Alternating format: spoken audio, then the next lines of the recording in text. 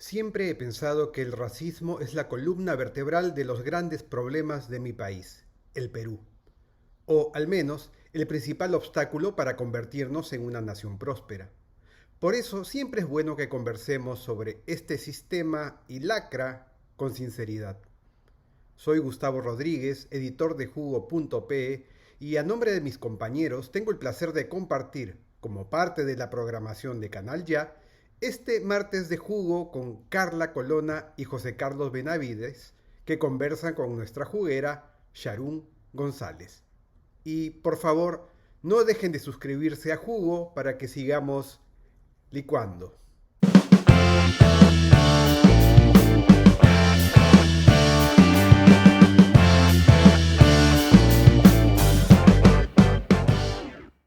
Buenas noches a todas y a todos. Bienvenidos al martes de Jugo en Casa Révara. Esta es el conversatorio que hemos organizado con mucho cariño en el marco del Mes de la Cultura Afroperuana.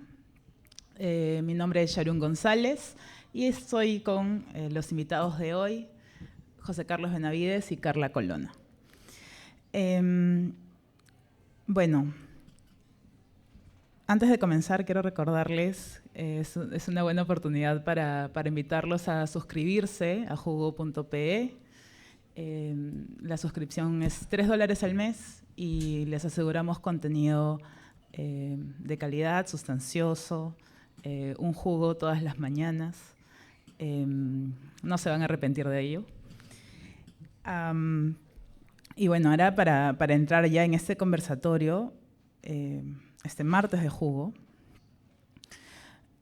Junio es el mes de la cultura afroperuana y como pudieron ver en el anuncio de este martes, vamos a hablar acerca del racismo.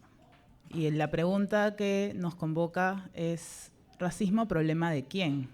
¿Cierto?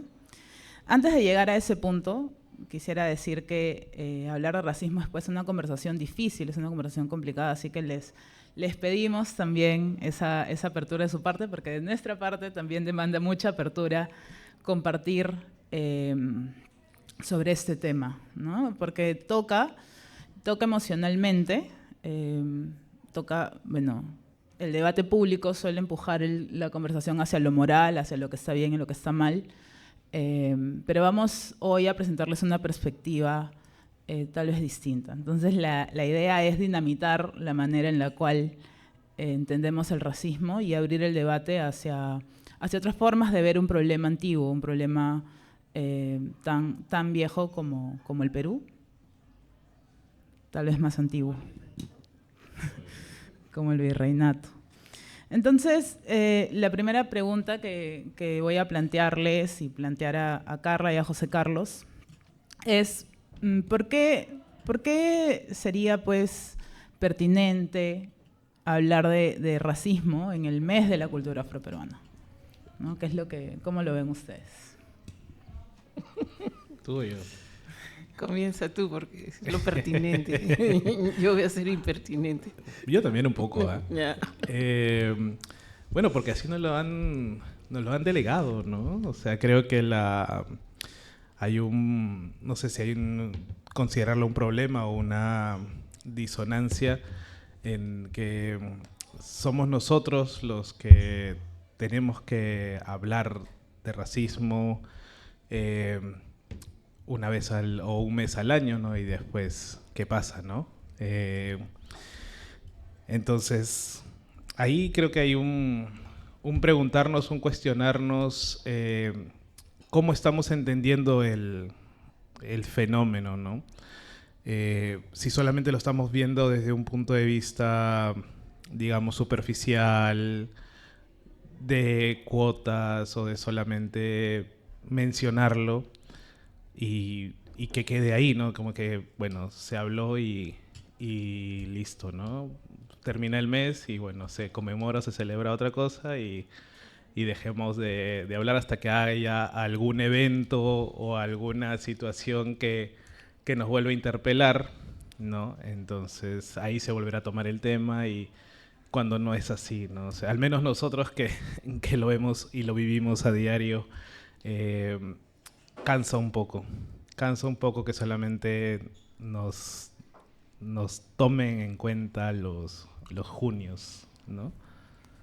Claro, y ahora como esto que mencionabas de hasta que vuelve a haber un evento que detone la conversación, pienso también en cómo el racismo se puede ver como una cuestión anecdótica, ¿no? Es como que sucede en un momento, en un lugar específico, con una persona específica, se discute en ese momento y luego desaparece, ¿no? Hasta que vuelve a suceder y los argumentos son los mismos.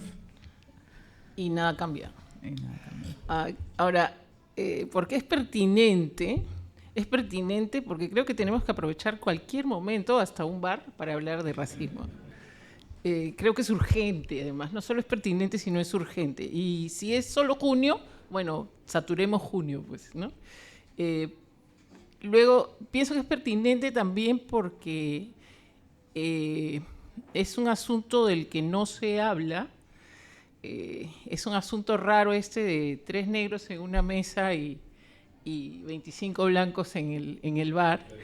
Y comenzará la discusión de yo no soy blanco, yo no soy blanco, yo no soy blanco, yo soy mestizo. Y entonces nos daremos cuenta de que estamos en un nudo que no logramos deshacer, en el que la figura del mestizaje ha aplanado todo y silencia, además, asuntos claves, ¿no?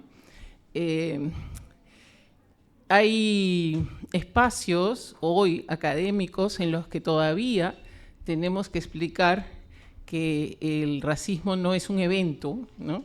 Que las acciones discriminatorias no son episódicas y que además no es algo que se pueda prevenir, como si fuese una enfermedad, ¿no? O como si fuese un accidente o un incidente, sino que son asuntos que están, el racismo como un sistema de ideas, está totalmente tejido en todo el orden social y en el desorden también, sobre todo en el desorden, y está además, es el principio de la explicación o el punto de partida para explicar cosas que no se están explicando, que se están debatiendo, pero que no se están explicando desde la perspectiva del racismo y sus expresiones de discriminación, ¿no?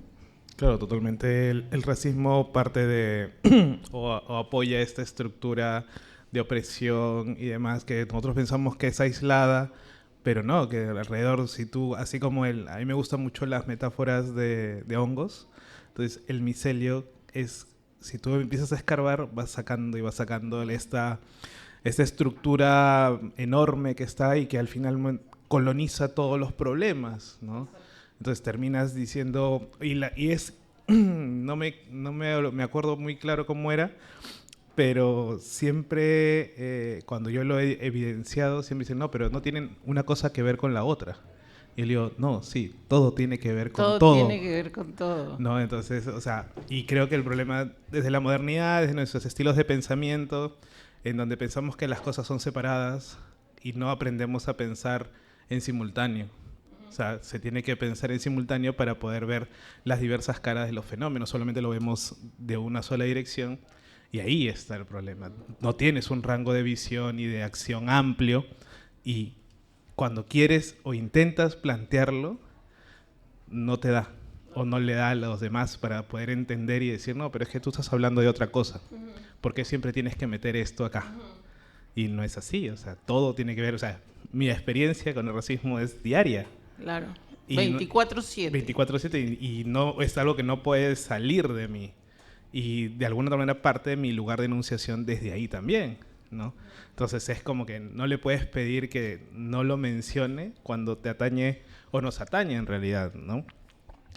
Pensarlo y claro, termina siendo a veces tan desgastante porque siempre es volver y volver y decir lo mismo que bueno, ya terminas a veces, bueno, dependerá mucho de tu carácter si simplemente lo dejas pasar y ya, bueno, ¿no? Bueno, dejarlo pasar no es en realidad una opción, ¿no? Creo que tal vez una de las respuestas a esta experiencia de discriminación cotidiana es ignorar, pero no necesariamente que no te toque emocionalmente, ¿no? O sea, puedes actuar como que no está. Claro, a eso me refería. Puedes actuar como que no está, pero eso no lo hace desaparecer. Y eso no hace que los que discriminan actúen como que no está.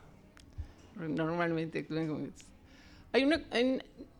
Volviendo a lo de la pertinencia, se me ocurre que es pertinente hablar sobre racismo también, porque si en una sala como esta preguntamos, bueno, ¿cómo se denomina a personas como Charún o como mi compañero o como yo?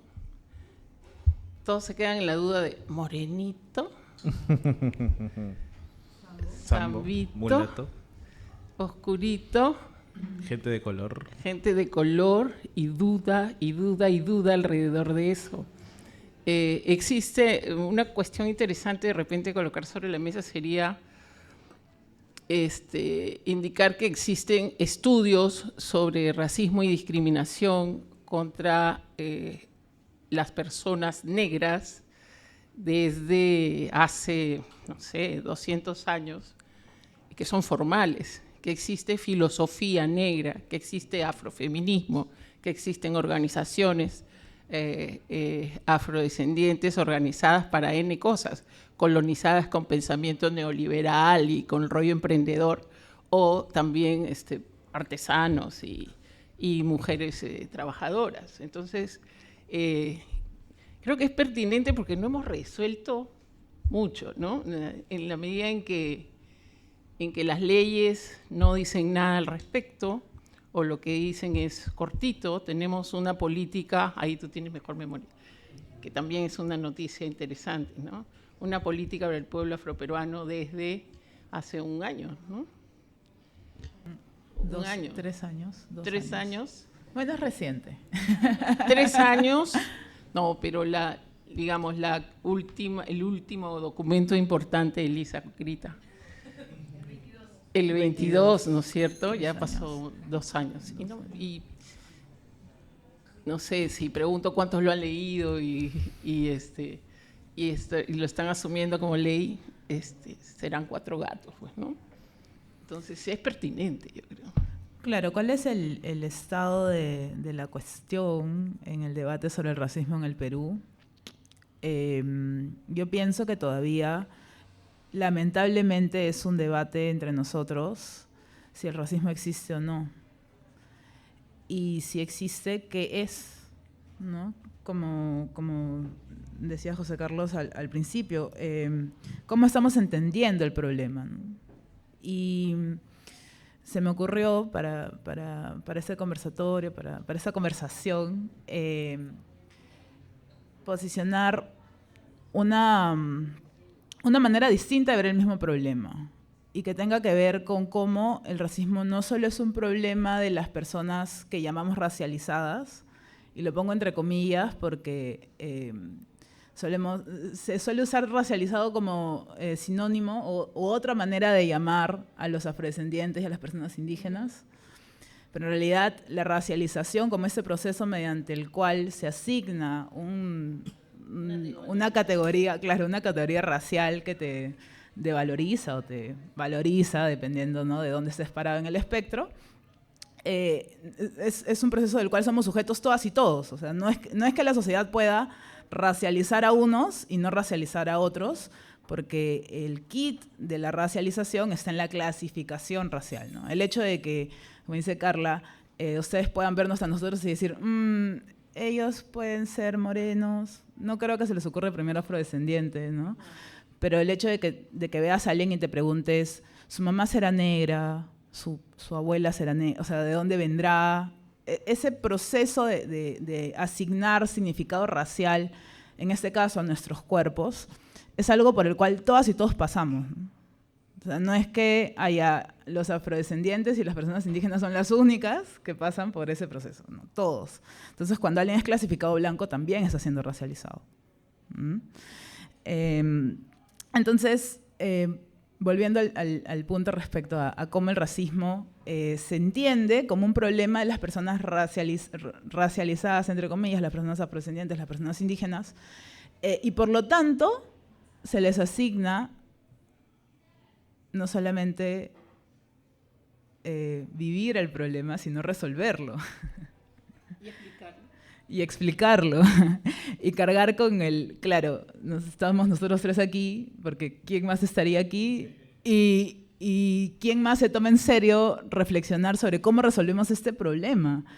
Y que al resolverlo, no estamos resolviendo, o sea, no vamos a generar una sociedad mejor para las y los afrodescendientes, sino una sociedad mejor para todas y todos.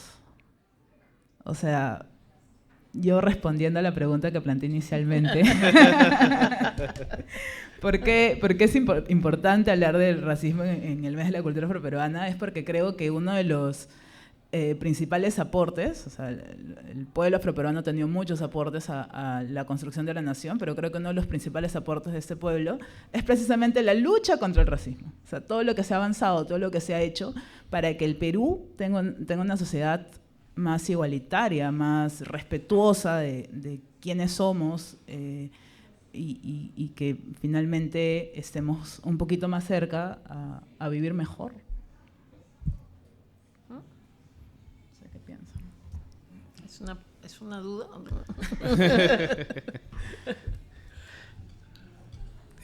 Sí, o sea, creo que, a ver, yo soy bastante pesimista muchas veces en la vida, ¿no? Lo cual no me permite no pensar en un futuro mejor, ¿no? Pero sí es a veces cuando miras el monstruo tan grande del sistema y sobre todo en sociedades tan desiguales como las nuestras, a veces tú dices, bueno, ¿cómo lo hago, no? ¿Por dónde se empieza, no? Entonces, al final, mi respuesta, y siempre voy a hablar desde mi experiencia, yo, a veces pienso que bueno, está ahí, o sea, es pelear, es resistir, es lucharla y ya, ¿no? O sea, todos los días. Yo me acuerdo mucho de una anécdota que te la conté ayer, ¿no? Que una estudiante de psicología de la Católica me había entrevistado para su tesis, que estaba trabajando el tema del trauma racial, ¿no? Y ella me preguntaba cómo experimentaba o cómo hacía para sobrevivir, pero yo usaba la palabra sobrevivir al racismo diario. Y en ese momento yo nunca me lo había planteado, nunca me lo había preguntado, pero la respuesta que le di fue como que en cada momento durante el día tenía ciertos espacios en donde volvía a conectar con algún músico o con algún artista negro. Durante el día me pasaba, entonces ese era como que mi momento de volver a mí, de estar conmigo y estar dentro de mi experiencia como persona negra, ¿no? Y, o sea, me pareció, para mí en ese momento, bastante iluminador. Y es más, yo lo sigo manteniendo hasta ahorita todos los días, ¿no? Entonces, yo ahí es lo que podría decir de alguna otra manera de la experiencia, ¿no? De sobrevivir, porque básicamente sobrevivimos todos los días a esto, ¿no? Y la pregunta que yo les podría hacer es, ¿cómo hacemos para que los otros entiendan también estos dilemas, estos problemas que se nos generan a nosotros?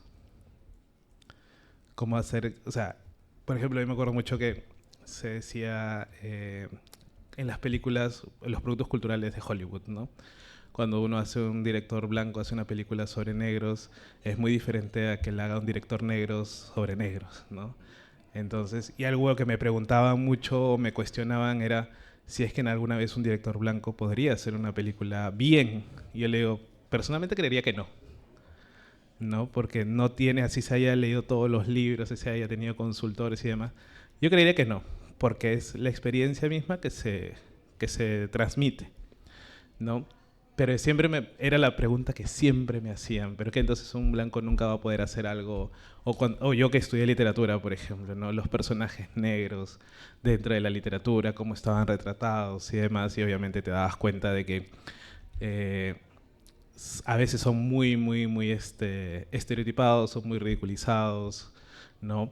Entonces, de alguna otra manera, ir a rescatar yo estas figuras, ya sea Miles Davis, Joel Coltrane, bueno, más los músicos de jazz, que son los que me gustan a mí, o Basquiat en el tema del arte, terminaban reforzando y confirmándome de que hay una idea de no sé si de unión o de enlace, que es de donde viene la fuerza, ¿no? Para poder... A ver, como yo vengo de las comunicaciones, no puedo dejar de pensar en los que están sentados al frente. Es mi punto de partida siempre, ¿no? Los literatos se meten al texto y nosotros nos salimos los que están ahí, ¿no? Y sí me interesa a mí, por ejemplo, que se entienda que sí hay una vivencia distinta y unos requerimientos distintos. Partamos de recordar que la raza es una construcción, ¿no es cierto? Es una construcción y que ha consistido en asignar a las personas de acuerdo a su color de piel, a su grupo étnico y a una serie de circunstancias un valor específico y unas características específicas. A veces, generalmente, uno tiene una reacción frente a esto, pero a la hora que comenzamos a caminar, ¿sí?, y aterrizar eso, nos encontramos con que además esa asignación de características genera desventaja sobre grupos, una serie de grupos específicos, ¿no? Construye un grupo hegemónico.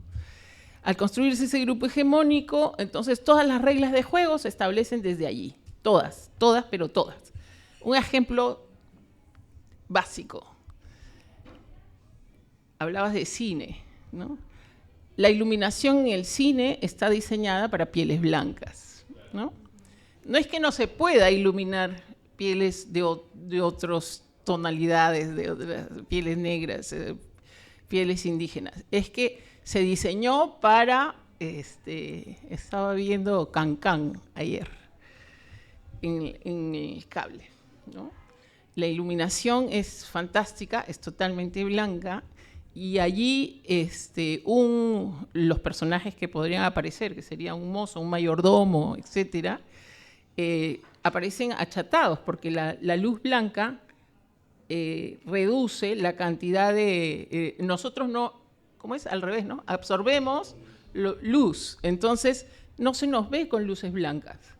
Pero a ustedes no les han enseñado en la academia o en el instituto o en la universidad cómo iluminar a sus connacionales, ¿no? Iluminan a Cary Grant, iluminan a Bette Davis, etcétera, ¿no? Entonces, ese tipo de detalles que van decantando en prácticas microrracistas permanentes es la que agrede a la gente racializada, ¿no? Y entonces, por eso es que se entiende que es 24/7, porque si no es en el cine, es en el supermercado, ¿no? O en el internet. Uno entra al supermercado, yo entro al supermercado e inmediatamente hay un tipo de vigilancia cerca de mí, siempre.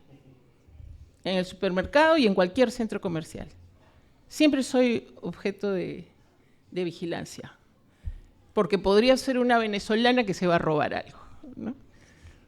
Y el equipo de seguridad está entrenado de esa manera. El rollo que se le da a cada uno de los guachimanes es, este es el perfil, tuve de estudiante, a uno de los, era el gerente general de la compañía esta de seguridad que se hizo recontra popular con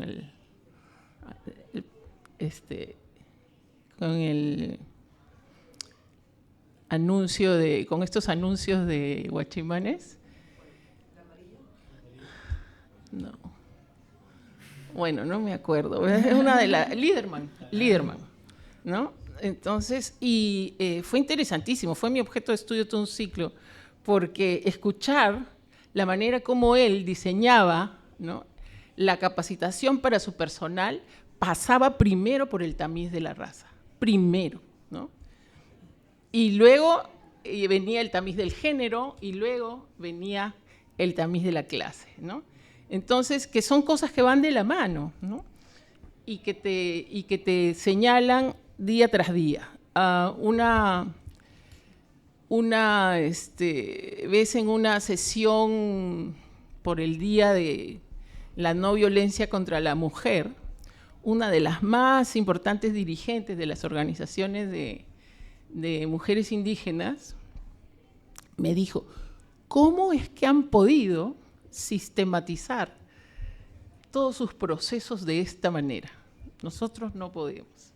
También hay un rollo de autorracismo, de autodiscriminación muy fuerte, ¿no? ¿Por qué? Porque se aprende todos los días. Vemos eso de la teta de nuestras abuelas, a favor y en contra, todo el tiempo, ¿no? Entonces, sí me interesaba colocar estas cosas como más pedestres, más que conceptos, porque los conceptos todos los aprendemos. Por lo menos yo veo a mis estudiantes que se saben, vienen desde estudios generales y te decía, ¿no?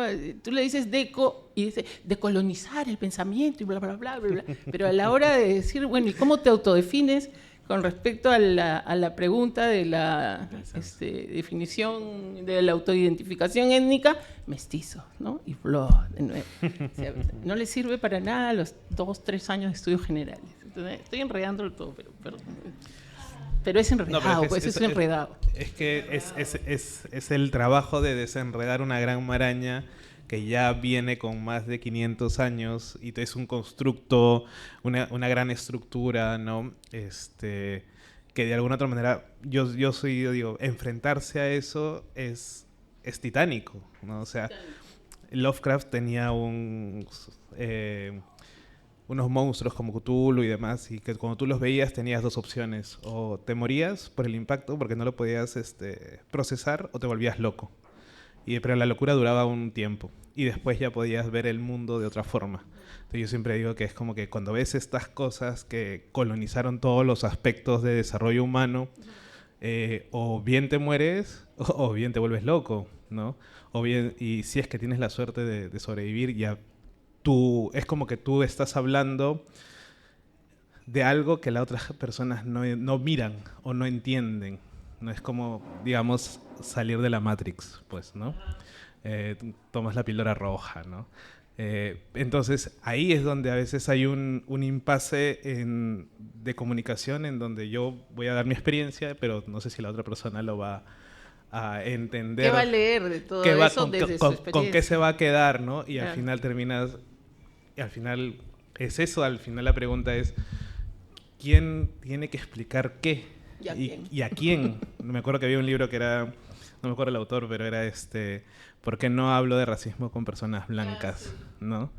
Entonces yo me acuerdo del título y digo, bueno, sí, es una gran pregunta de a quién le vamos a hablar y por qué le vamos a hablar también. Y qué se va a quedar a la otra persona, que a la otra persona de repente le mueve un poco o le hace reflexionar, pero no sabemos hacia dónde le va a llevar esa reflexión también, ¿no? Entonces es todo una maraña que, bueno, hay que entrar. Hay que jalarla de distintos lugares. No, y hay nudos que tienes que se enlazan con otros nudos y demás, entonces termina siendo una tarea bastante titánica, pero que se tiene que hacer, ¿no? Se me ocurre la pregunta también de cómo hablar del racismo sin sonar esquizofrénica, ¿no? O sea...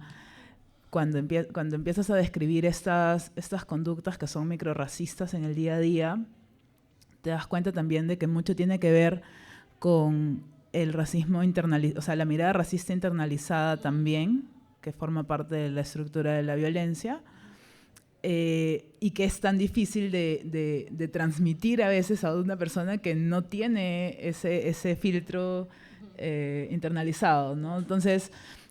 te dicen, ya, pero te pasó eso. ¿Y cómo sabes que es porque eres una mujer negra? ¿Cómo lo sabes? En realidad, yo no sé decir exactamente cómo. O sea, sé que es por eso, porque, bueno, hay, pues, diálogo, ¿no? Compartimos y de pronto si tú tienes esa experiencia y otras personas que se ven como tú, casualmente, por coincidencia, tienen la misma experiencia, pues estamos hablando de un patrón en el comportamiento de la sociedad, ¿no? Pero de buenas a primeras es muy difícil transmitir eso a alguien que no lo ha vivido, ¿no? Entonces, bueno, tampoco sé si es que es necesario vivirlo para trabajar en resolver el racismo, ¿no? Bueno, aquí entra lo de para ser antirracista primero hay que ser racista, ¿no? Ese es el desplazamiento que buscamos permanentemente, ¿no?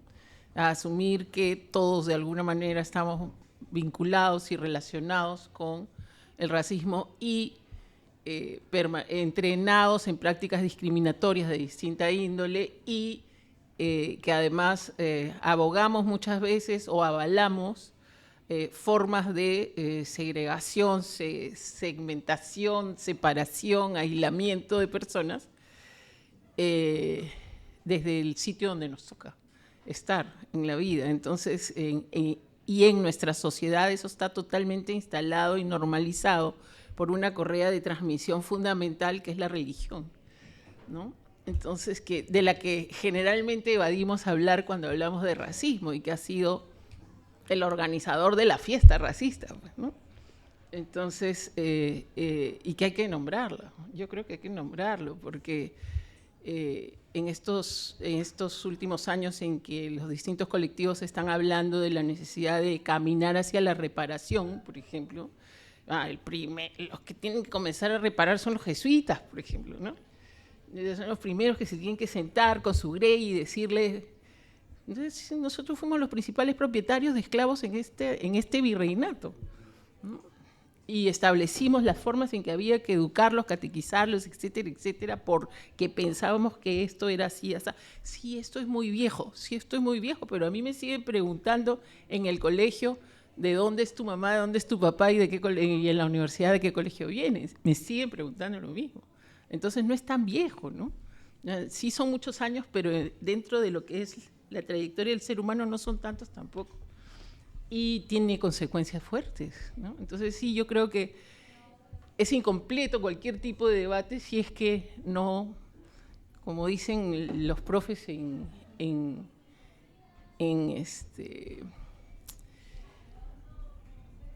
sociales, si es que no están todos los agentes considerados y ese tipo de organizaciones e instituciones fundamentales que generalmente no se tocan desde el debate acerca del racismo y de la organización de las prácticas discriminatorias, hay que traerlo al centro de la mesa y ponerlo a conversar de forma civilizada, porque tienen harto púlpito para contar la historia además, entonces es una vía importantísima para la transformación, ¿no? Claro, al final se queda como, o lo tratan de pasar como por agua tibia o una anécdota o algo, un agente histórico, pero no saben que eso que pasó hace, ponle, 500 años, hoy sigue estando muy presente y hoy es parte también del problema, porque es un problema, digamos, no es ahistórico, pero sí es como que siempre está, ¿no? Siempre está, control del cuerpo y control de la cabeza. Se actualiza constantemente en lo mismo y en lo mismo, y está ahí, o sea, y marca los cuerpos, marca las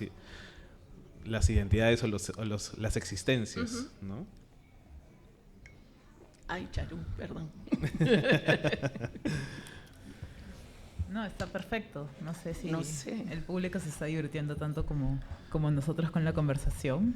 Bueno, pero era para divertirse, entonces tengo otros casos. Sácala. Adelante, por favor, no hay filtro. ¿No? No sé. No sé, pero de repente hay preguntas, dudas, reclamos, desacuerdos. Bueno, sí, creo que es un buen momento para abrir a preguntas o intervenciones de la concurrencia hoy. Buenas noches, muchas gracias por esta conversación. El 2017 fui voluntario del censo y una de las preguntas es la pregunta de autoidentificación étnica. Y yo podía ver el desconcierto y la incomodidad de las personas al contestar esta pregunta. ¿no? O la indiferencia. Las tres situaciones que, digamos, no son deseadas, es una pregunta que creo que es muy importante. Viene otro censo y hay nuevamente una pregunta de autoidentificación étnica, y esta es una conversación que además va a ser vista por muchas personas a través de las redes.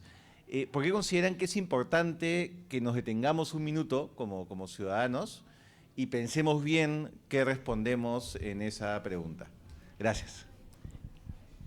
Es un problema grande, felizmente, en el que nos ponen a los ciudadanos la existencia de esa pregunta, porque por lo menos un ratito nos detenemos a pensar quiénes somos, ¿no?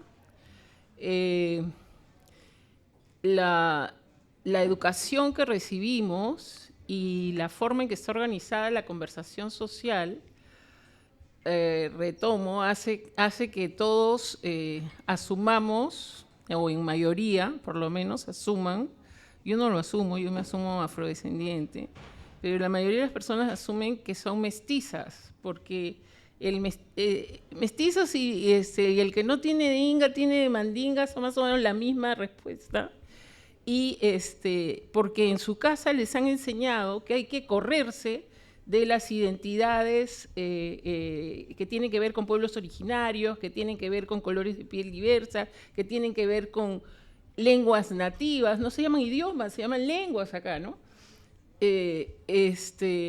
Quitarse el mote, ¿no? Mejor que la abuelita ya no les hable quechua, mejor nos vamos a Lima, mejor nos cambiamos el apellido, ¿no? Hay historias de gente cambiándose el apellido una y otra vez para no parecer tan indígena. Y claro, y de pronto viene un encuestador a decirle por tu tradición, por tu historia, por tus orígenes, por tus costumbres, ¿qué eres? ¿No? Y sambo, mulato, negro, y encima le ponen todas las opciones, ahí uno recibe cachetadas una y otra vez en 3 segundos, y lo que quiere es meterse debajo de la mesa, porque vienen todas las cosas que te han dicho que no debe ser en tu casa, todas las cosas por las que te han insultado en el colegio, todas las cosas que no son reconocidas en la universidad y en el instituto, todas las cosas, todas las formas de hacerte invisible que has encontrado en las instituciones del Estado, en las instituciones religiosas. Entonces, ¿qué quieres? No quiero ser nada de eso, soy mestizo, que es lo más cool, lo menos chocante, ¿no? Lo menos problemático, ¿no?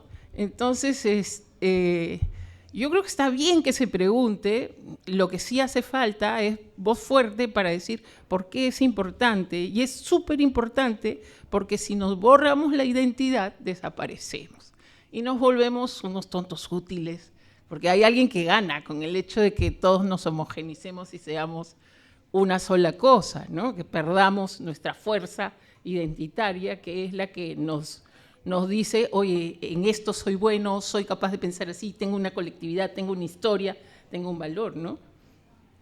Claro, y termina siendo el mestizaje el mestizaje, para empezar, no existe.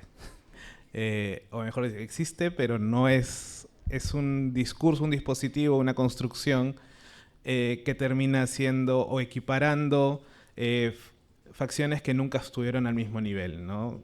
Podemos decir lo blanco, o el español con el indígena, o el español con el negro, y bueno, nunca estuvieron al mismo nivel, nunca estuvieron a la par, ¿no? Entonces esa homogenización que se presenta dentro de la estructura hace ese borramiento también del proceso interno de cada uno, ¿no? Las hibridaciones, Canclin y compañía, ¿no? También terminan jugando un juego pues bastante liberal al respecto, ¿no? Ahora la pregunta, es importante preguntarse, la vaina es, ¿tenemos respuestas? ¿Tenemos las armas para poder acceder a esas respuestas también? Porque es destapar una caja de Pandora y, bueno, métete a bucear y a ver dónde terminas, ¿no? Si tienes la familia, o si tienes los amigos, o si tienes a un profesor o alguna figura que de alguna otra manera también te pueda acompañar, porque son procesos bastante duros. Silenciados, duros. Siempre queremos de repente traerlo hacia la individualidad, por vergüenza, porque no sabe cómo expresarlo. También la palabra no nos termina de dar las armas para poder decir, bueno, ¿cómo me siento con esto? Y por dónde tengo que ir, ¿no? Es un gran bosque oscuro, ¿no? Entonces, ahí está la situación y es una pregunta que, bueno, quizás para algunos es un poco más fácil porque han tenido la tradición familiar o, evidentemente, nuestras familias, al menos la de nosotros que son negras, podemos autoidentificarnos también, por más que hay algunos que se autodenominen también mestizos dentro de los negros, ¿no?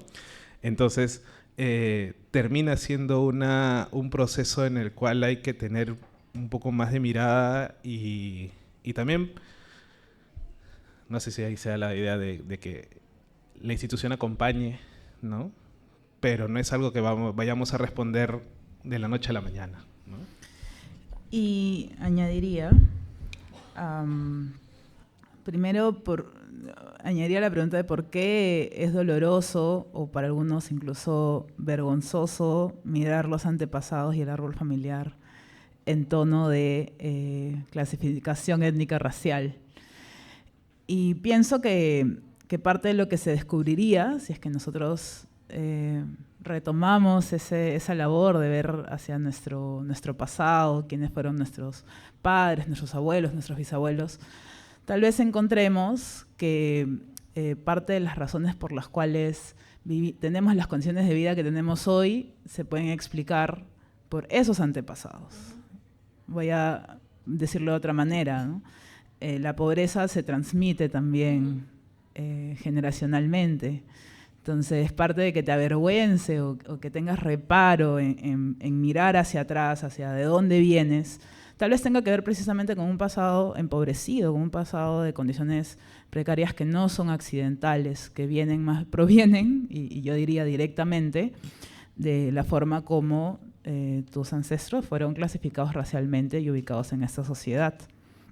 Lo segundo que diría respecto a tu pregunta, Alberto, es que el mestizaje, además de hacer todo lo que Carla y José Carlos bien han expresado, también afianza la idea de pureza, porque si algunos son mestizos, hay otros que no lo son, y eso no es verdad. Lo que sucede en nuestra sociedad, al menos, es que hay algunos que nos vemos más de cierta manera y otros que no nos vemos tanto así. Pero no es que mi árbol genealógico, o sea, yo tengo este tono de piel, tengo esta textura de cabello, tengo estos rasgos en la cara, pero no porque todo mi árbol genealógico sea absolutamente puro afrodescendiente y entonces yo puedo trazar exactamente de dónde vengo en algún país o grupo humano africano, por ejemplo, ¿no? Yo tengo en mi familia, así como muchos de ustedes, un árbol genealógico mezclado. Y claro, la frase famosa, ¿no? El que no tiene de Inga tiene de Mandinga. Sí, pues nosotros también tenemos de Inga. También somos mestizos. En ese sentido, ¿no? En esa lógica. Y entonces, rebatir el mestizaje también nos ayuda a rebatir esa idea de que hay algunos que son mezclados, que son un producto de la mezcla de todo, y otros que no lo son. Y que finalmente, al reclamar el mestizaje, también estamos contribuyendo a seguir pensándonos en clave de raza, ¿no? De que todos tenemos un grupo racial asignado y que, bueno, eso significa lo que sea que signifique, ¿no? Una serie de desventajas, privaciones de derechos, etc. Y finalmente, mi tercer punto, porque esa pregunta me motivó a muchas otras ideas, pero esta tercera tiene que ver precisamente con algo que hablábamos hace un minuto, que es cómo podemos transmitir a otra persona esta experiencia de ser racializado en la sociedad peruana, ¿no? Y una de las maneras de hacerlo ha sido a partir de datos, ¿no? O sea, cuando hablamos de racismo, concretamente, ¿de qué hablamos? Y así yo te digo que el taxi no para recogerme por cómo me veo, te puede parecer como, ay, no, son ideas tuyas, o alguien puede decir, no, es que a mí me cobran más porque me veo pituco, o cosas así. Pero entonces, una manera, lamentablemente herencia del positivismo, de la forma, ¿no?, de contarlo todo, una de las maneras de responder a eso es precisamente a partir de datos. Y para tener datos objetivos de cómo la raza y el racismo se traducen en la experiencia de vida de las personas es a partir del censo. Y eso no solamente es para el Perú. Y la pregunta no solo se hace en el Perú, se hace en Brasil, se hace en Colombia, se hace todavía en Estados Unidos. Y es precisamente para poder tener un respaldo de algo que, de otra forma, lamentablemente es etéreo para quienes no lo viven, ¿no? Entonces, es una herramienta de política pública, es una manera en la cual, de hecho, el Perú puede ser un lugar mejor para todas y todos, ¿no? Muchas gracias por tu pregunta, Alberto. Entonces, creo que ahí había otra intervención. Buenas noches, mi nombre es Miguel Bustamante. Y sí, definitivamente el tema que están tratando es un tema muy complejo. Y yo me pregunto si es que el racismo es un tema únicamente fenotípico o es realmente una categoría antropológica. Porque tenemos a los, digamos, un ejemplo, a los londinenses que discriminan a los irlandeses, los ven como inferiores. Entonces yo diría inclusive, o sea, digamos que el racismo como categoría antropológica es colocar a ese otro debajo de la escala del humano. Entonces es más complejo. Definitivamente se ve el factor de ese racismo fenotípico. Entonces podríamos separar el racismo en distintos tipos de racismo, ¿no? Eso. Y interesante saber también el origen. ¿Cuál es? Yo plantearía algo que yo por ahí lo leí, lo escuché a un pensador que lanza una teoría que el nacimiento del racismo inclusive nace como una discriminación teológica. Teológica cuando vienen los conquistadores acá, inclusive antes, cuando está la reconquista de la península ibérica de los españoles, y se puede decir que hay un proto-racismo ahí. Esas son mis curiosidades, mis preguntas. Gracias. ¿Yo arranco? Uy. Sí, hay muchas formas de racismo, históricamente también, distintas maneras de expresarse. Eso. Ahora, la idea de raza tiene un punto de partida errada, ¿no? Todos los humanos somos una sola, ¿no? Entonces, es una construcción, por eso es que comenzamos diciendo, es una construcción, y es una construcción que tuvo, para imponerse de la manera en que se ha impuesto, tuvo ciencia, religión, arte y política trabajando a la vez, porque es el soporte de una organización económica. Hay alguien que gana con el racismo y alguien que pierde, siempre. El pensamiento moderno es muy excluyente, o es uno o es el otro, siempre es una calle de vía única. No se permiten, y bueno, como diría Benjamin en las tesis sobre la historia, el progreso es un gran tren y que va botando ruinas alrededor, ¿no? Y bueno, este ángel de la historia en algún momento girará la cabeza y las ruinas que vendríamos a ser los negros, los indígenas, los judíos, todas estas minorías en algún momento se levantarán con energía mesiánica y bueno, ¿no? Lo que dice... Y harán lo que pasa en Los Ángeles. Claro, ¿no? Pero o sea, de alguna otra manera... creo que si algo se tiene que quedar es con la idea de que el racismo tiene una estructura, o es parte de una estructura mayor que termina colonizando y termina manifestándose en todas las áreas de desarrollo, ¿no? Y que puedes ponerle un nombre a esta y a la otra, pero si jalas el hilo, termina siendo apoyando una a la otra, ¿no? Entonces, hay más racismo de que solamente es como que, no, persona negra, persona blanca y demás. No, hay formas de encontrarse con esa clasificación y esa discriminación y desigualdad, además. Sobre todo porque hay unas en que tiene injerencia material, ¿no? que impiden que uno pueda simplemente vivir bien, ¿no? Y que te están quitando eso, te están robando esa dignidad, ¿no? Para poder seguir. Y es como, no, este no es tu lugar. Y eso es, pues, no sé ustedes, pero es bastante fuerte. Hola, buenas noches.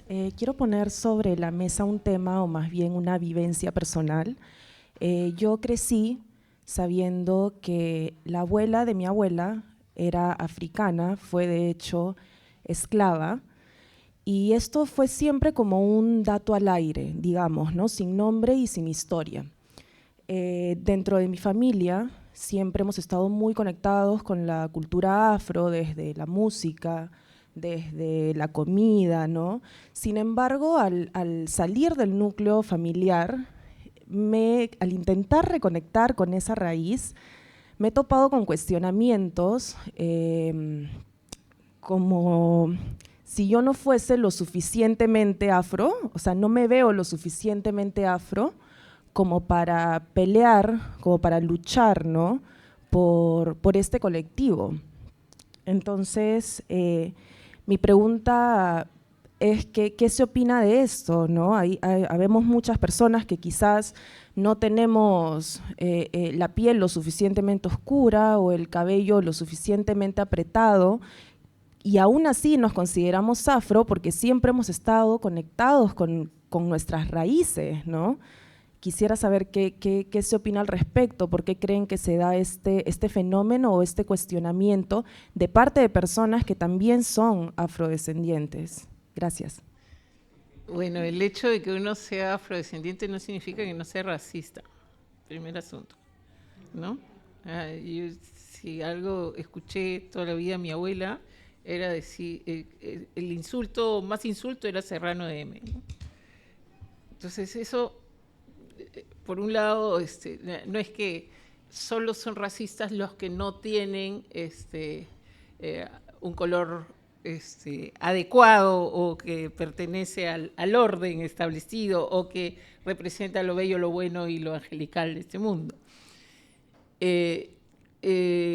Luego también habría que ver la situación, ¿no? Porque a veces, por ejemplo, si llegas a un grupo organizado que se autodefine de una manera, no sé si ese habrá sido el caso tuyo, pero las personas se reconocen, ¿no? Puede ser que tengas esa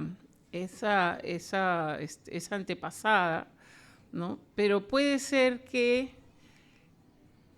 como dice la pregunta del censo, por tus costumbres, por tus prácticas, por tu herencia y por tus tradiciones, no necesariamente los demás te encuentran así, ¿no? Entonces genera algún tipo de reacción. Voy a poner un caso extra negro. Una amiga palestina, ¿sí? Va a una reunión y le presentan a unas personas. En la reunión, todos felices, contentos, están brindando y qué sé yo, y llega a una reunión y lo primero que hace es pedir el baño y dice, me voy a lavar las manos. Ella hizo ese pedido de una forma tal que otra palestina que había ahí, descendiente de palestinos, le dice, ¿tú eres descendiente de palestinos? Dice, sí, porque hay una costumbre y una forma de cuando llegas a una casa, asearte antes de hacer absolutamente nada, ¿no? Entonces, pero son detalles mínimos, por eso es tan difícil explicar este asunto, porque son detalles tan pequeñitos, tan básicos, que a partir de los cuales te puedes reconocer como parte de, o no parte de, que el rechazo podría haber sido por distintas formas, o también podría haber sido por puro colorismo, ¿no? Que es una manera también de discriminar, ¿no? A partir del color y de la competencia entre tú más negro, yo menos negro, tú más, etcétera, ¿no? La policía de la raza. ¿No? Entonces, Habría que ver la situación específica. Pero creo que yo. lo que ella pregunta también es ¿en dónde se ubica? O sea, frente a este problema, ¿no? Si es por ejemplo, activar, estar en colectivos o simplemente hacerlo de repente desde su propio lado independiente. Porque yo creo que lo que pasó es que en algún momento llegaste y dijeron, no, tú no pareces negra, porque a una amiga le pasó también lo mismo, ¿no? Y te preguntas dónde ubicarte, ¿no? Entonces creo que ahí es, y ahí yo te diría, Pónganse a estudiar. pongan eso y lo otro también hay cosas en que uno tiene que dejar. O sea, no podemos tener todas las banderas, ¿no? Entonces, de repente, hay algunas que sí son más, digamos, afines, y la otra te tocará estar por fuera, ¿no? Siguiendo estando ligada, pero de repente no adelante, sino atrás, ¿no?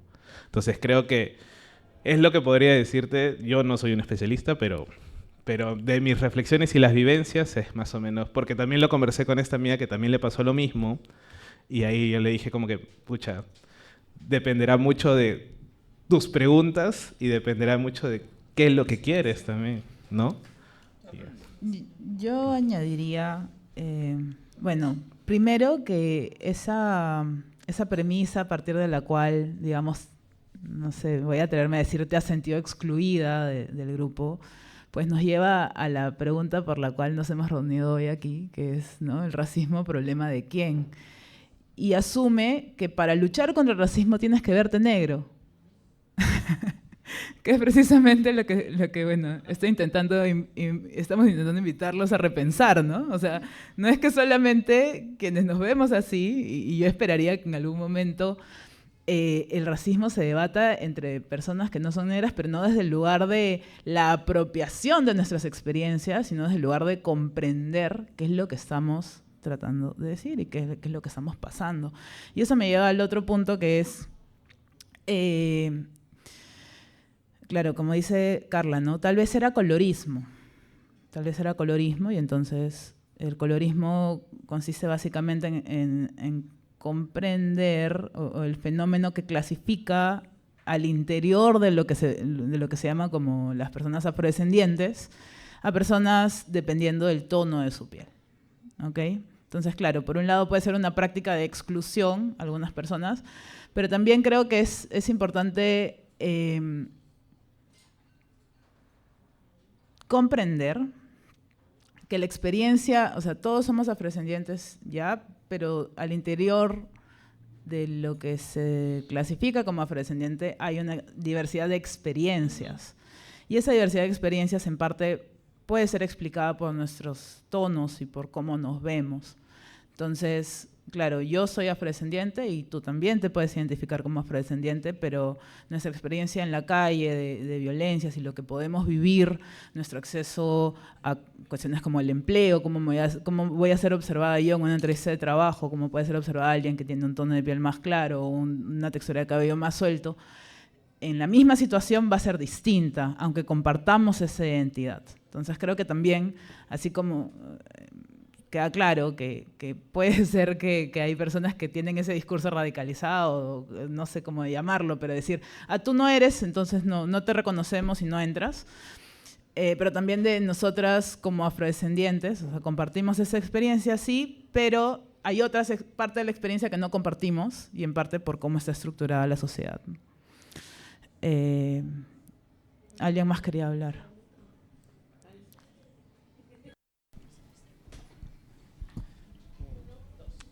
¿Qué tal? Buenas noches. Bueno, primero un comentario personal. Yo hace poco me comencé a curiosear acerca de los árboles genealógicos de un poco de mi familia por los dos lados, y yo encontré por el lado de mi papá, mis digamos antepasados paternos. Yo llegaba a la mitad del siglo XIX y encontraba que eran clasificados como indios en sus partidas de bautizo en la parroquia allá en Monsefú. Y por el lado de mi mamá, por el lado de mis antepasados maternos, me enteré de que había un cura español.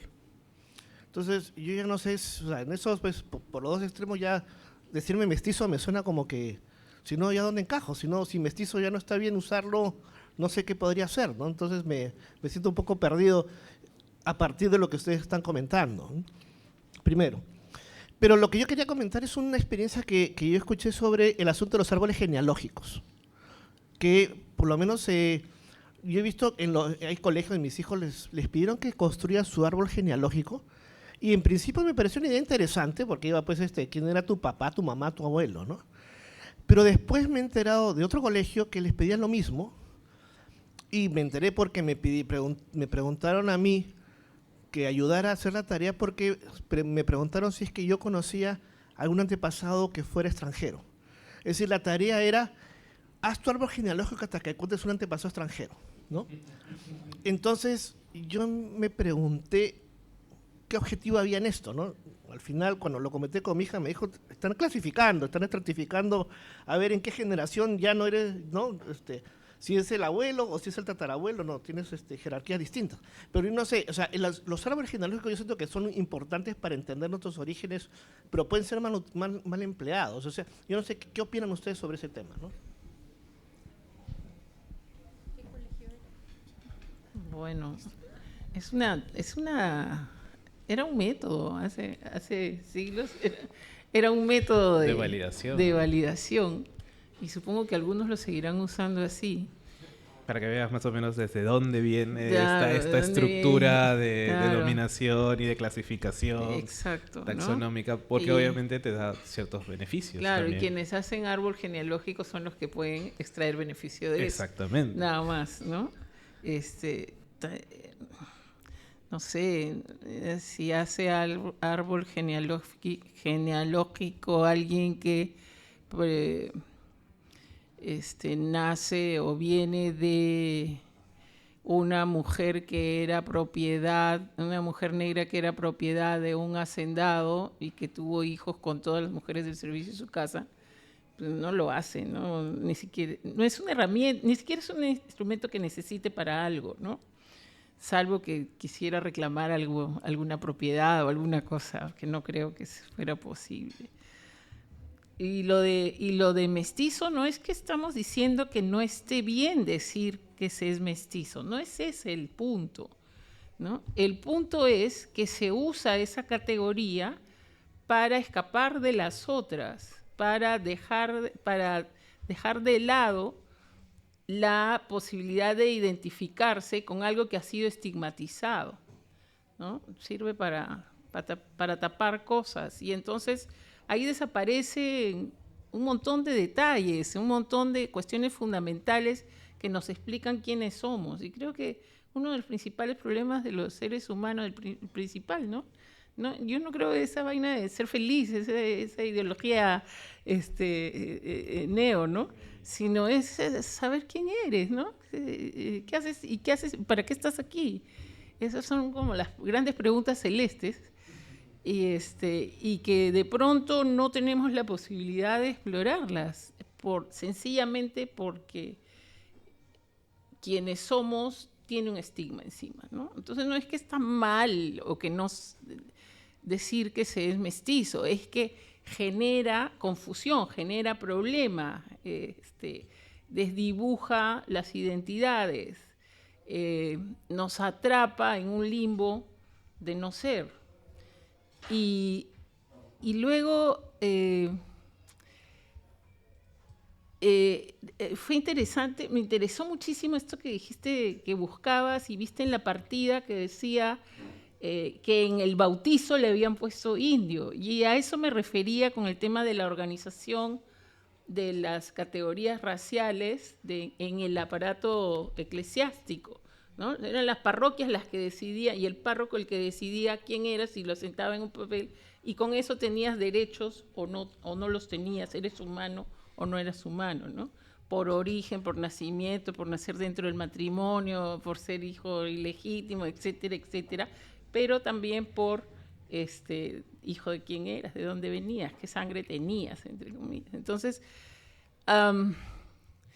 no sé, todas son como cosas, son como artefactos, dijiste, ¿no? Dispositivos hechos adrede, ¿no? Tienen un cálculo detrás. Y si comprendemos el cálculo, quizás nos sentamos más cómodos a la hora de decir, a la hora de buscar, identificar y establecer quiénes somos, porque además podemos ser quienes nos dé la gana ser, pero ojalá que con conciencia, ¿no?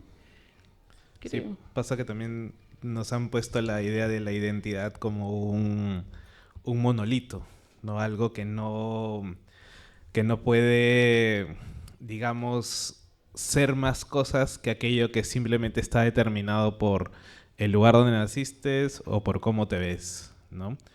Y me acuerdo mucho que muchas veces quitaban la identidad o la categoría, vamos a decir, de indígena porque tenías celular o porque ibas a la universidad, ¿no?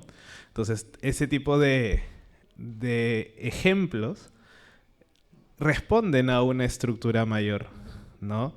De dominación, de clasificación, lo que hemos dicho mucho, y que es prejuicio. O sea, tú no le puedes quitar a alguien la cualidad de indígena simplemente porque fue a la universidad, ¿no? Que es... ¿Qué quiere decir eso? No, pregúntate por qué le están diciendo eso, ¿no? ¿Para qué? Para que ya no pueda hacer valer su condición social o su condición propia de humana. Están robándole esa idea, ¿no? Entonces, ese tipo de horizontes es el que tendríamos que preguntarnos, ¿no? Entonces, ahí es el constructo. A mí me gusta mucho porque Arguedas en El zorro de arriba, el zorro de abajo tiene una gran frase que es: ¿cuántos herbores han quedado enterrados? En el último diario. Y cuando estaba haciendo la maestría en Ecuador, nos preguntaron cómo identificar las identidades. Y yo me quedé con esa frase: son herbores, son cosas que están en constante ebullición y en constante devenir, ¿no? Pues no es un monolito en que tú digas ya cuál lista de características vas tachando y vas diciendo ya si eres, ¿no? O sea, eso no es así. No el mundo real, no el mundo ideal que Kant y Descartes nos plantearon, no funciona así, ¿no? Entonces ahí es el quid del asunto y el meollo de que las preguntas que te van a salir a ti en ese momento de ok, por un lado dice indio, por el otro lado dice español, ¿y ahora qué soy? ¿No? Esas son las preguntas que te van a ir saliendo y vas a tener que ir tú mismo viendo, calibrando, modificando. Es decir, primero sentir la libertad de decidir. Claro, también, ¿no? Y al final decir, ok, pues era un buen, como se dice, un buen camino de autodescubrimiento y el mundo cambió en el camino que estuve haciéndolo, ¿no? ¿Qué será el resultado? No lo sabemos, ¿no? Pero es el camino. Sí, terapéutico es esto. Buenas noches a todos y todas. Buenas noches a la mesa. Es un placer escucharles, pero también vengo, lo siento, voy a hacer una pregunta que quizás se torne íntima, ya que está haciendo un descubrir que hablar del racismo, hablar de identidad, finalmente es entrar en historias personales, no siempre satisfactorias. Dentro de eso, entonces, ¿cuándo se descubrieron negros, negras, negres?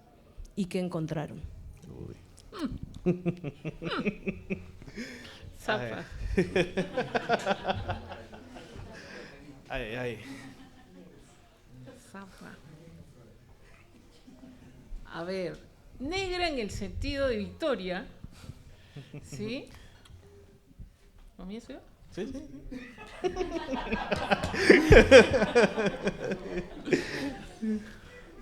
Tú mandas. Dale. Cuando entré a la universidad fue el espacio que me gritó en la cara negra. Y éramos una bola de hippies, hippies entre comillas, ¿no? Usábamos pantalón acampanado, yo usaba Africa Look, y viví feliz de la vida porque en la calle me gritaban algo que para mí no era un grito racista, porque en ese momento vivíamos el máximo orgullo con la selección de vóley, y me gritaban Cecilia, era flaca obviamente, ¿no? Por todos lados, y yo me sentía feliz, para mí no era un insulto. Entonces, a lo que voy es, en que esa pregunta tramposa que has hecho, es que uno vive el racismo, ¿no? Uno vive la discriminación y interpreta el entorno y se siente discriminado cuando no necesariamente porque el otro, ¿sí?, te está golpeando, sino porque todo el sistema te está apretando. No es un sujeto, ¿no? Es todo el sistema apretándote.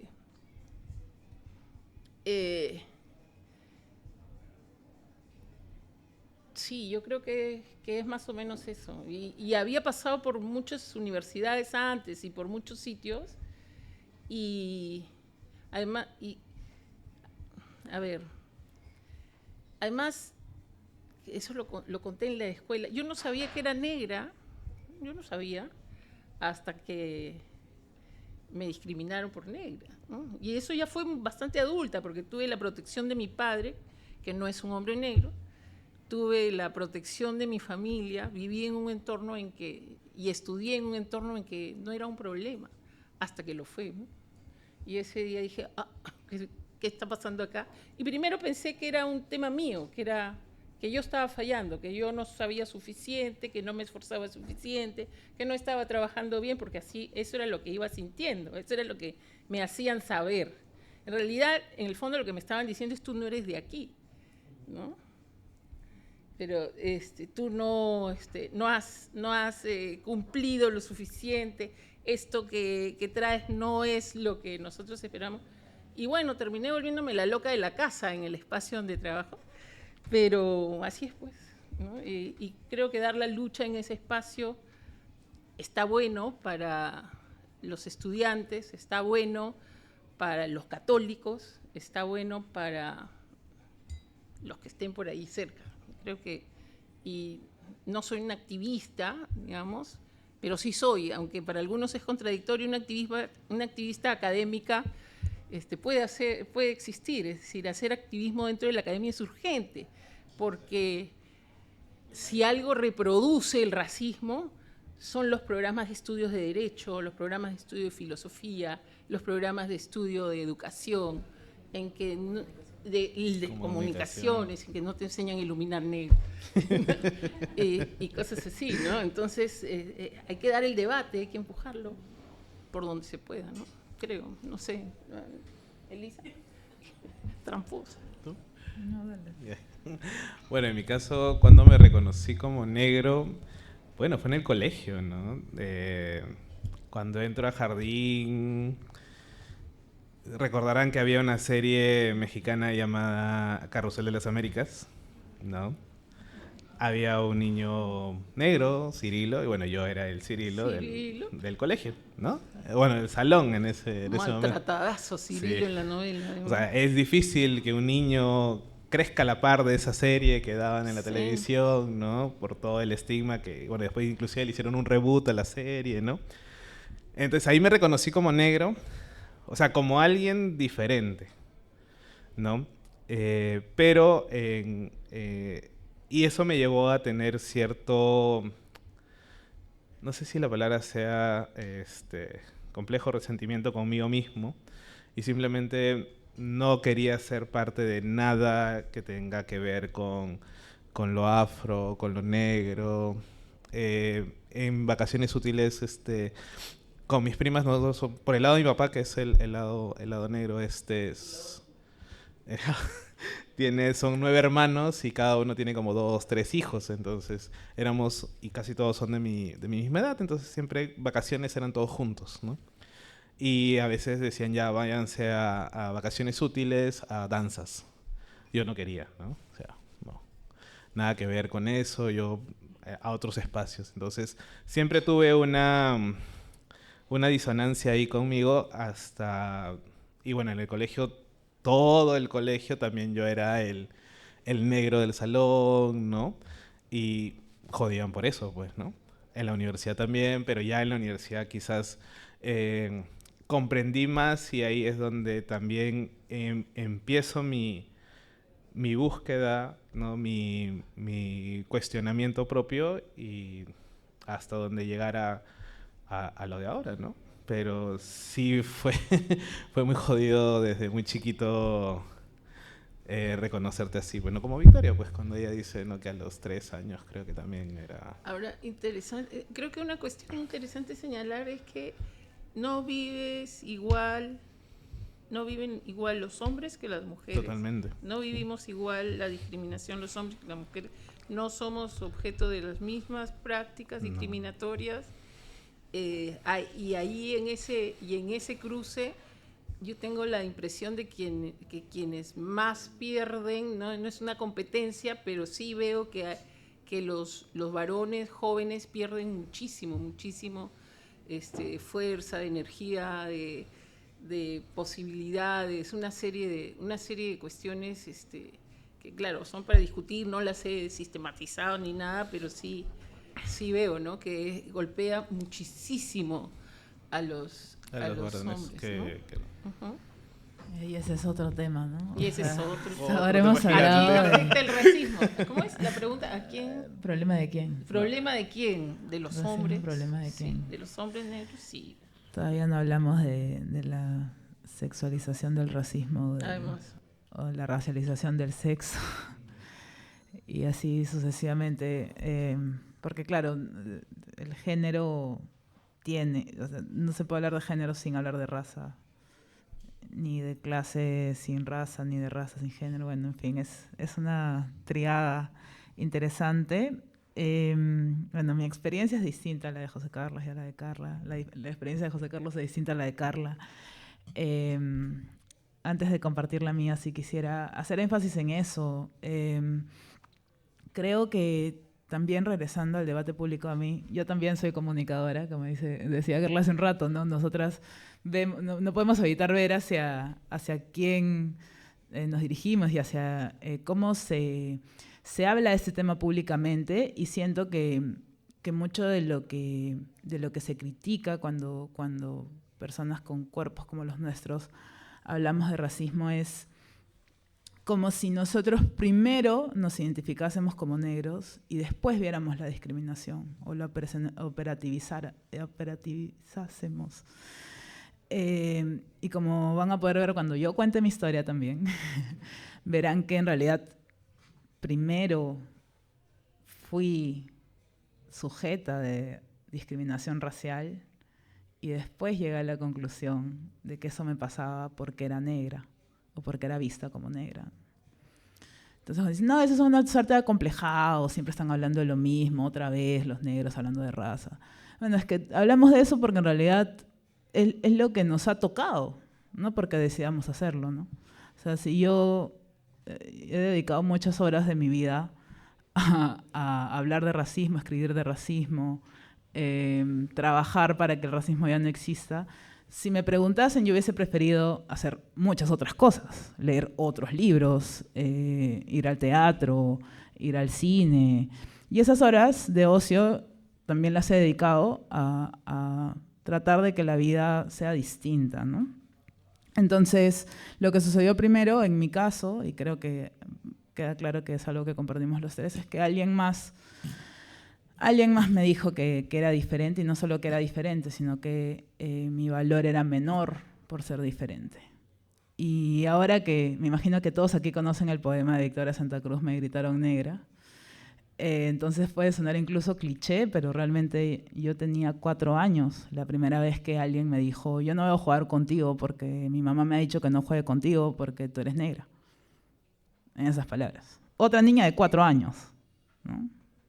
Y fue tal cual. Todavía no logro entender cómo es que el poema de Victoria puede encerrar tan bien mi experiencia y no solo la mía, en realidad. Creo que es tan famoso precisamente porque resuena con la experiencia de muchas niñas y muchas mujeres afrodescendientes.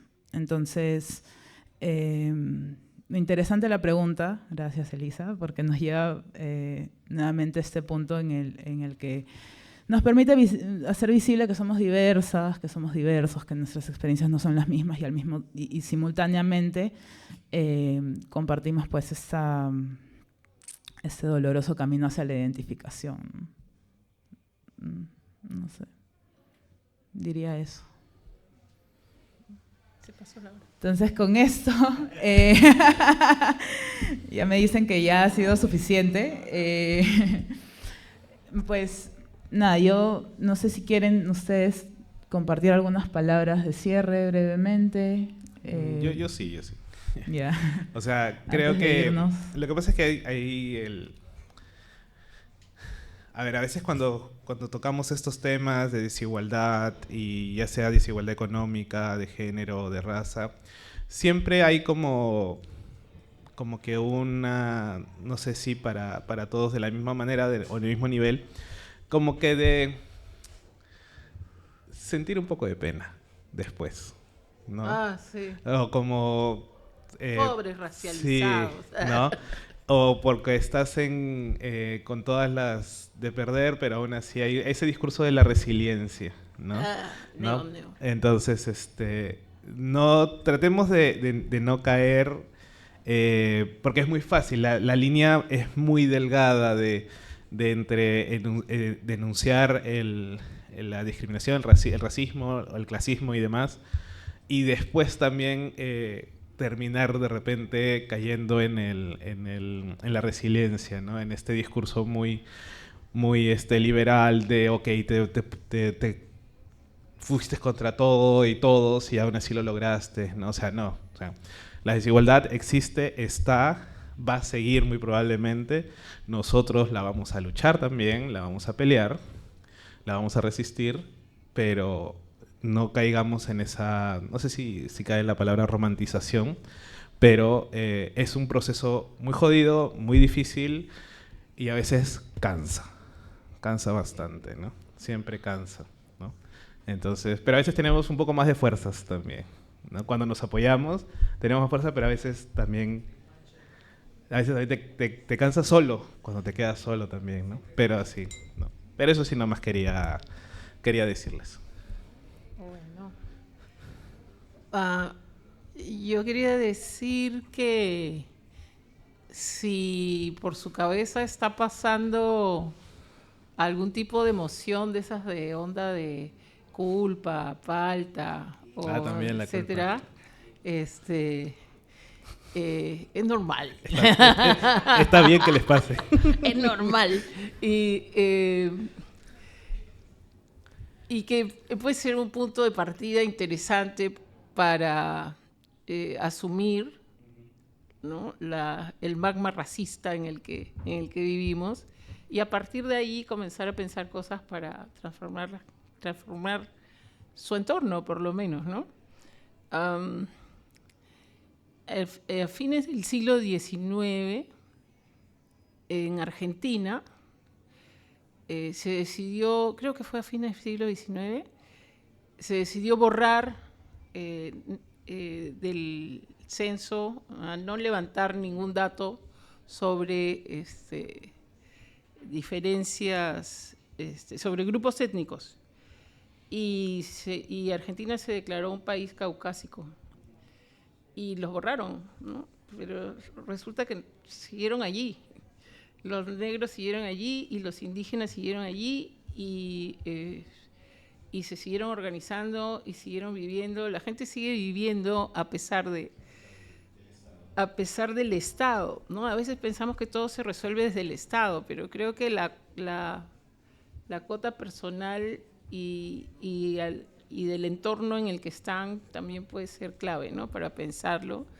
Y lo otro es que existen organizaciones indígenas y afrodescendientes que están aportando y que están trabajando, y ya que vivimos en redes, síganlas para que se enteren y vincúlenlas con Jugo de Caigua. Gracias, Carla. Gracias, José Carlos. Solo cerraría diciendo que, bueno, esta conversación, aprovechando que has mencionado esto de la culpa y la falta, ¿no? Que esta conversación no ha sido para señalarles, sino para involucrarles. O sea, queremos que la conversación fluya más allá de las personas que ya estamos convencidas de que el racismo existe, o más allá de las personas que vivimos el racismo en cuerpo propio todos los días, Entonces es más una cuestión de involucrarnos, ¿no? Entonces pensar en, bueno, más allá de la culpa, cómo contribuyo yo a que esto cambie. Y decirles que, en efecto, es algo que no se haría por nosotros o por las personas ya más racializadas, sino por ustedes mismos, ¿no? Porque cuando vivimos en una sociedad no racista o más equitativa, vivimos todos y todas mejor.